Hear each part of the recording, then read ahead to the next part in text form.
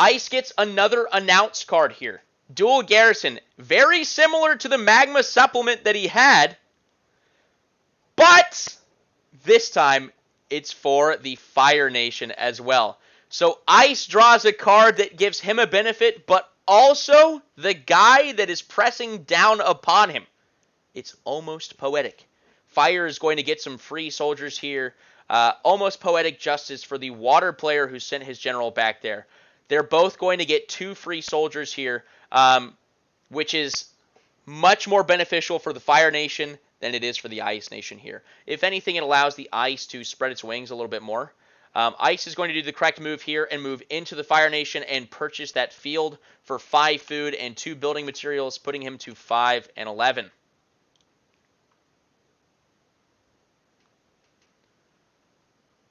And he's going to immediately Blizzardify it. A smart move here using that tier 1 ability, which is going to create an impassable barrier. Fire was really hoping to get behind those lines before he was able to do that, but this is going to thwart the early attacks from Fire.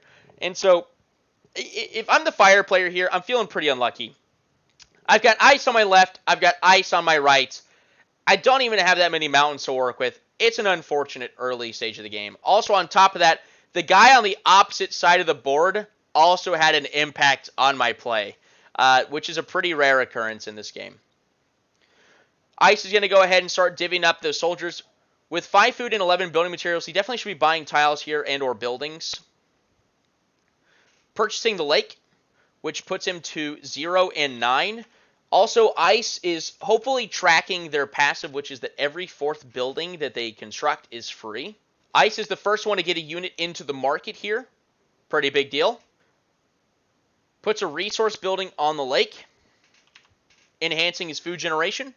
And what he did was he utilized the market, exchanged all 6 of his building materials for 3 food, which allowed him to purchase an additional soldier that he moved back onto that forest tile, not expecting a second round of bears. All in all, pretty solid. He has thwarted the initial attacks from Fire here. What he doesn't notice is that Fire is still in battle cry position on this lake. He can't move through the boss tile, but he can certainly move through this rainforest tile. I don't know if Fire sees the potential for this. Glacier almost certainly doesn't see the potential for this. He's feeling pretty confident after making that blizzard tile. But what he did a good job of here is going to 0 and 0 on his turn. Very, very good. We go to the Fire player, who purchases that field, bringing him to 3 and 5. Going to go ahead and move his units out of the capital tile, his newly acquired soldiers, and his general that was just summoned home. He's going to move to that rainforest preemptively, hopefully to, or potentially to purchase it the next turn. And I believe he put a resource building, I believe it's intended for the field here, but it looks like he placed it on this lake. Kind of hard to tell from this camera angle, but he doesn't own that lake just yet. We got the water player who's sitting at 18 and 9, a ton of food, right? But once again, not that many building materials. What he wants to do here is purchase that rainforest, put a building on it that is going to enhance the building material production. Let's see what the water player does. He's going to go ahead and move his units that he has. Still only has a general and 1 soldier here, which is not a big deal. He's not getting aggressed upon by anyone. So he goes and he purchases the field. It's not a bad move on its own, right? He actually still has the resources to purchase that rainforest. Can't put a building on it, but here's the thing. He doesn't have a unit to get to the rainforest. And here is the demise of the water player. He purchases a resource building for his field, bringing him to 13 and 4. He then utilizes the second trap of the Water Nation, which is to Big Pharma in the Tier 1. Excellent for your food production, getting a second resource building on your field. But it is yet again another building material that is coming out of your bank every turn. This is a mistake. This is going to undo what could have been an incredibly strong game from the Water Nation. He had a really good corner setup here. That rainforest is looking juicy. I'm salivating looking at it right now. That should be mine and have a resource building on it that is producing me building materials. It doesn't have anything on it. Brings him to 13 and 4. He's got barracks. He could purchase soldiers here. He purchases another lake. Enhancing his defenses. Pretty good. Doesn't have soldiers to take advantage of that. And it's producing him a ton of food. And with that 8 food left, he purchases 2 soldiers. Bringing him to a really, really good 2 and 2 at the end of his turn. But that being said, it is not the optimal turn. It is absolutely not the optimal turn. He purchases both of these fields, putting him to 0 and 14. He prioritized building materials in the early stages of the game and purchasing 2 fields in this turn. Very obvious emphasis on food here. So he can take a pretty early shift into an aggressive position. Really cool move here. Moves his general into the market, exchange building materials for food in order to purchase 3 fields in 1 turn. Not only is this greatly enhancing his food production, but this is air purchasing 3 fields. He now has a +3 added onto his dice roll at every stage of the game. So what did he do? He exchanged the maximum amount that he could, exchanging in 10 building materials for 5 food, which allowed him to purchase the field, bringing him to 0 and 2. Not only has he accomplished, almost zeroing out his bank account, but he has purchased the maximum amount of tiles in 1 turn for him. He activates the Tailwind ability, and he's blowing that wind east. Here is why this is huge. Because Tailwind not only gives you an advantage, but it gives anyone that's attacking in the direction of your wind an advantage. So what has he done? He's given fire an advantage in fighting ice. Why is this not a big deal? It's because ice has walled off fire with its blizzard abilities. And fire does have ways to get around this. It can take time to go around those blizzards. But still, this advantage is pretty much only being felt by air. So what is air saying? Air is saying, fire, go at it, have some fun. Maybe it's distracting fire from potentially attacking air. But also it's saying, water, don't come at me because you won't win. I just gained 3 field tiles and now I have wind blowing against you. This is absolutely huge and is going to further isolate the air player, allowing him to build up the strength, and we'll see what he does. I believe I heard this correctly. Here's our updated resource totals as we're heading into turn 5. We have 13-10 for Glacier, 11 and 8 for Fire, 28 and 8 for Water, 15 and 12 for Air. If you're looking at these numbers, you're thinking Water is in the strongest position. Absolutely not.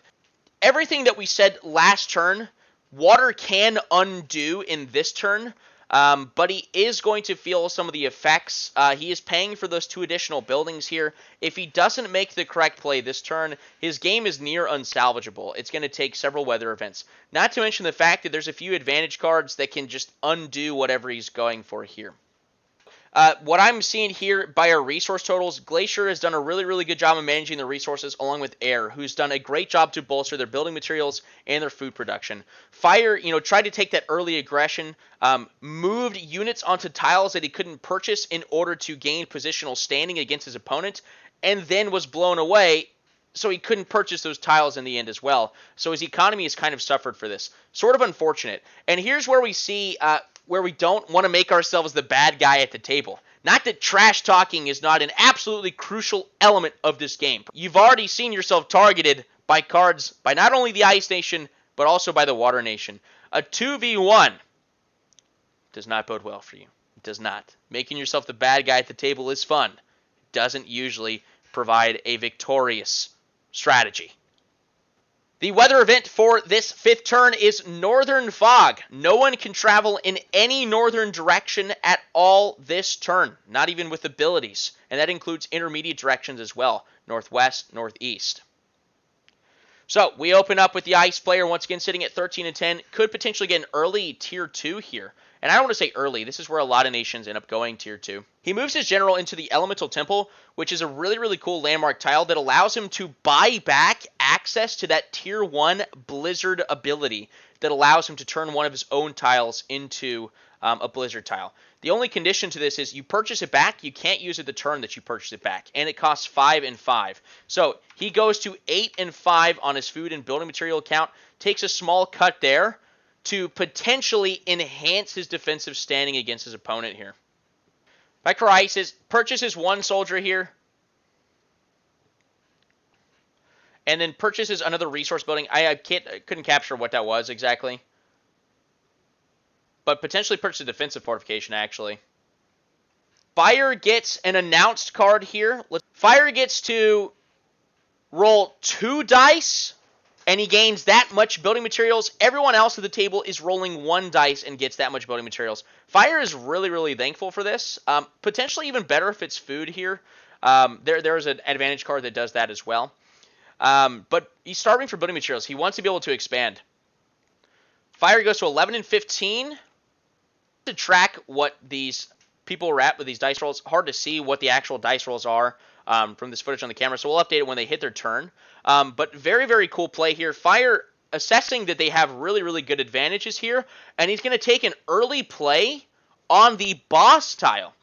Because one of the weaker health boss tiles was close to him, this is really, really, really good for him to do in the early stages of the game, as he has those offensive abilities. Potentially what happens here is he does overextend himself to where Ice can counterattack him, as he has no defensive capabilities here. But he's actually using the Battle Cry ability in order to attack this Pegasus tile, and it's a guaranteed win for him. He has a mountain, he has a volcano, which is going to add +3 onto any dice roll that he has. On top of that, he has Air's Tailwind that's blowing for him. So he's adding 4 onto any dice roll. And so, with 4 soldiers attacking it, if he rolls a 1, it's a tie. If he rolls anything above a 1, he kills the boss tile and gains the advantage. Huge, huge, huge play here. So he goes ahead, he rolls. Pretty sure he rolls a 2 here. So he rolls the absolute minimum that he needed to, but he still takes the pot here and gets that ability, which is the Wing Transport card, which allows him to take the units on one tile and fly to any unowned, unoccupied tile on the board, which could put you on the other side of the board and wage war against someone that you usually wouldn't have access to. Huge. Absolutely huge. And it doesn't count as the movement for these units on that turn either, so you could then attack afterwards. Really, really, really big deal. And a very good play. And Fire is going to utilize those last resources to age up.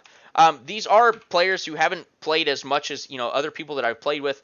Usually what you're doing, battling is the very, very last thing that you do. So technically what he should have done is go to tier 2 before he attacks, but not going to fight. It doesn't change the outcome of anything here. So no big deal. No skin off my back, and we allow him to do it. Water only gained 1 building material from that dice roll. He goes to 28 and 9. Very, very helpful for him.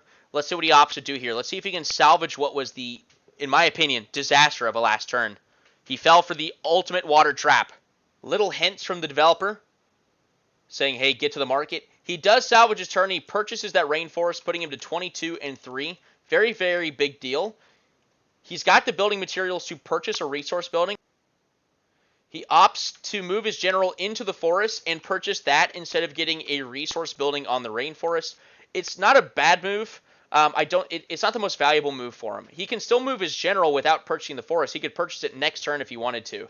I would definitely opt to put a resource building on the rainforest here instead to get more building materials. Last thing he can do is he can go ahead and purchase soldiers. He goes ahead and purchases 3 additional soldiers, bringing him to 10 and 0. He can only purchase those 3 because he only has the 1 barracks on his capital tile.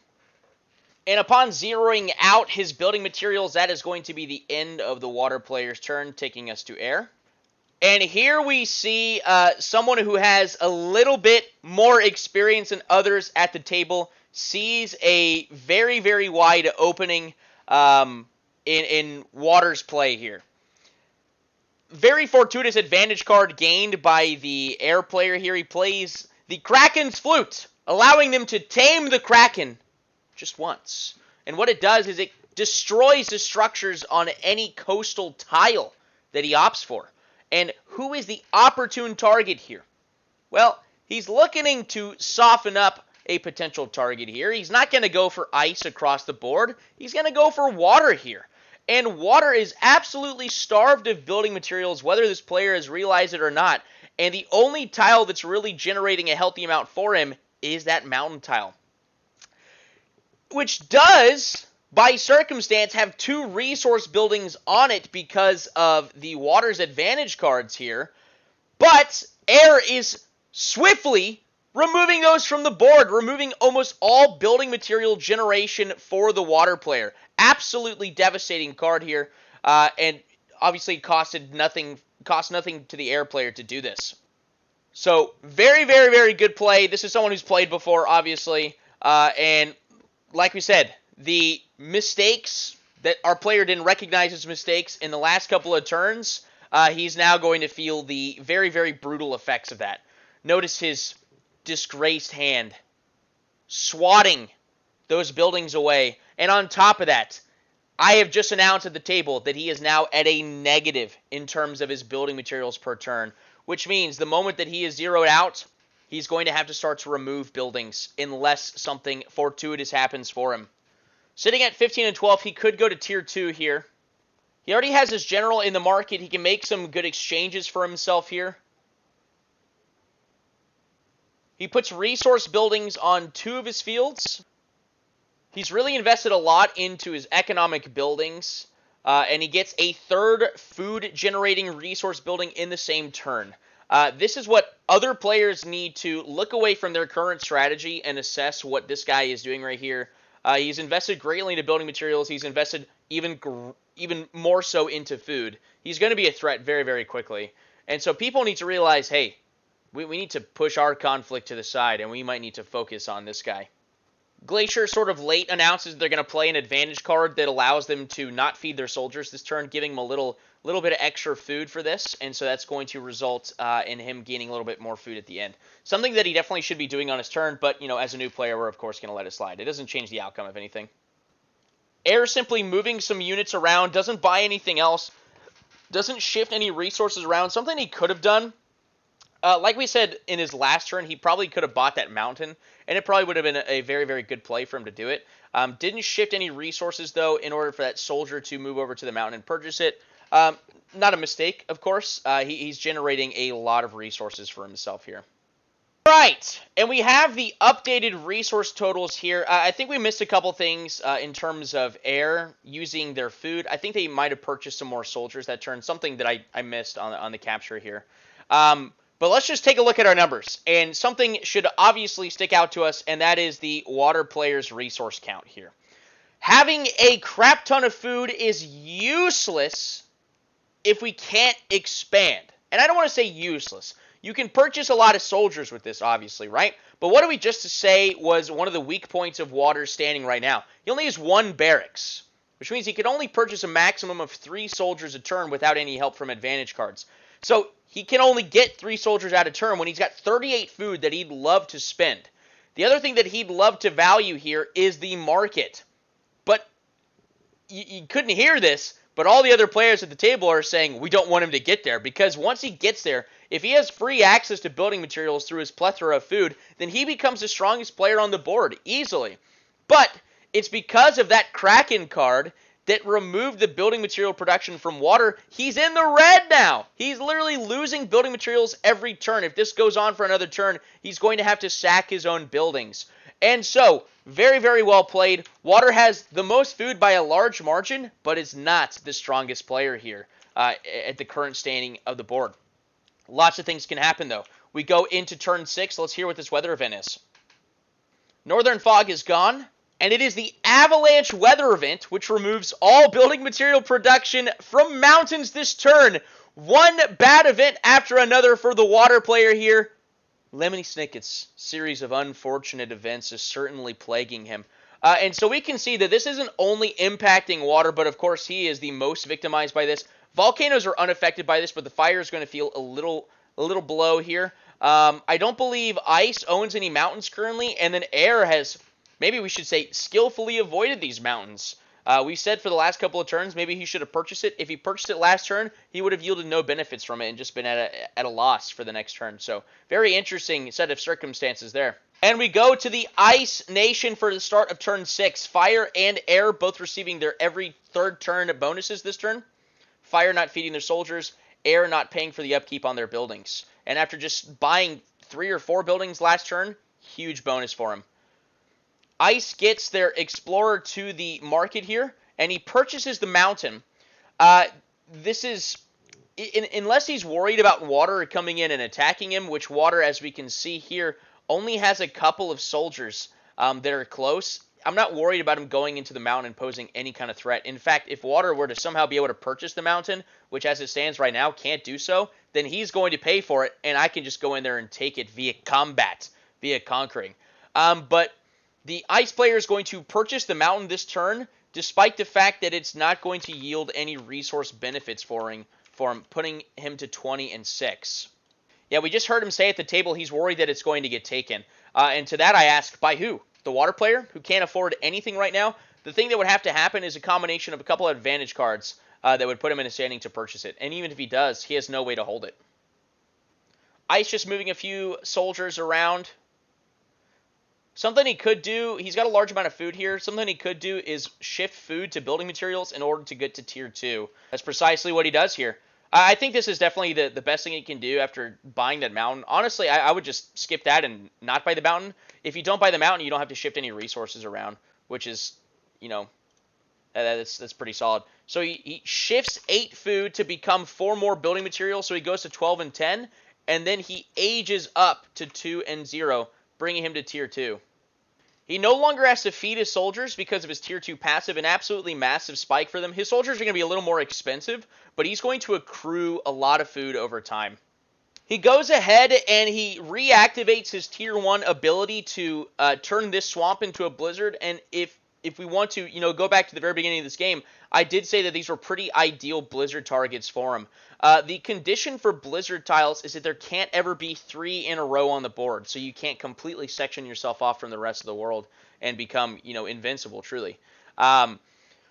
Fire does have access to a tier 2 ability that will melt the ice away, at least for 1 turn, to expose a potential opening, so we'll see if Fire took that ability here.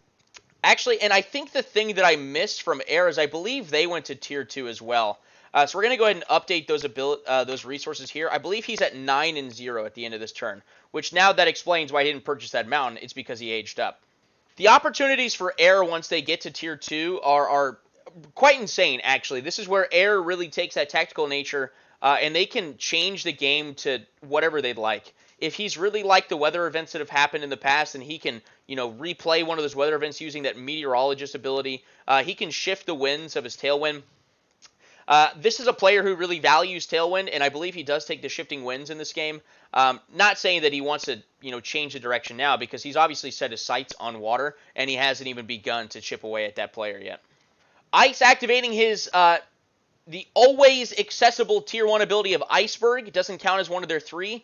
The Iceberg tile functions as a sort of boat that sails around on the coastal areas of the map, allowing you to sort of backdoor the enemy. Especially if they're fighting on the other front, you can just sail towards them.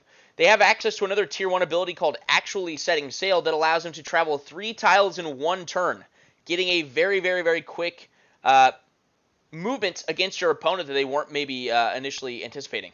Fire sitting here at 9 and 12, now almost completely walled off by blizzard tiles. If not, he's going to be heavily delayed.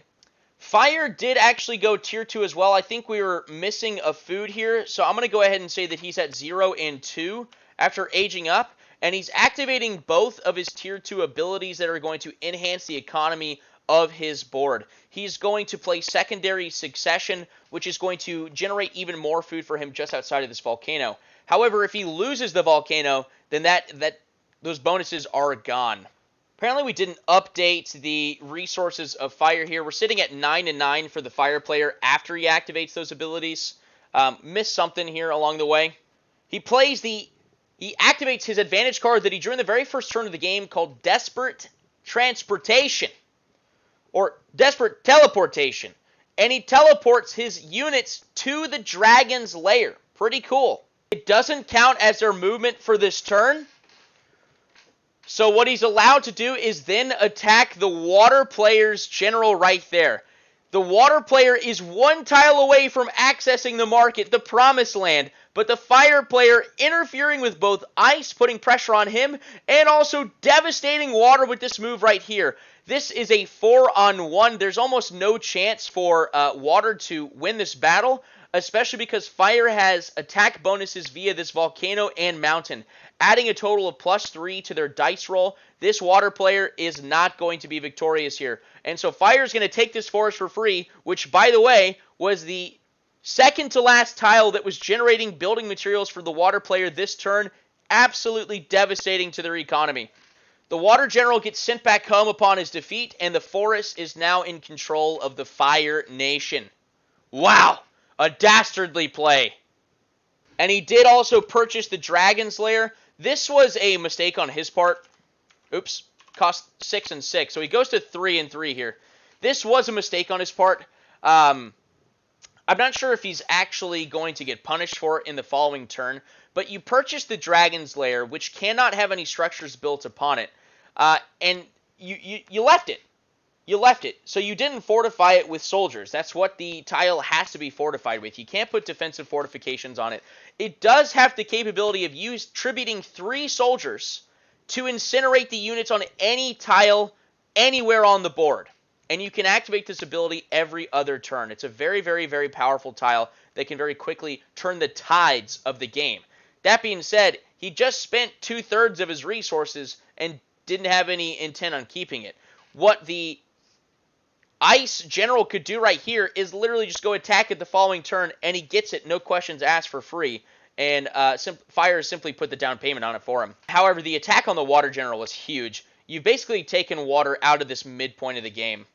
He then activates the Wing Transport Advantage card that he gained from beating the Pegasus character, flying extra units out to his forest. This is sort of inoptimally used. It's not a bad move here, but the Wing Transport Advantage card is something that he gained from killing that boss tile, that Pegasus tile. He can fly to any unowned, unoccupied tile on the board, and if we notice, he just moved from the volcano to this rainforest here, just 2 tiles away. It's not a bad move. You're obviously gaining more ground than you normally would be able to, but certainly not as impactful of a play. You can imagine if he flew to this lake over here, he could then attack this field and win it and kill it. He could put water even more so out.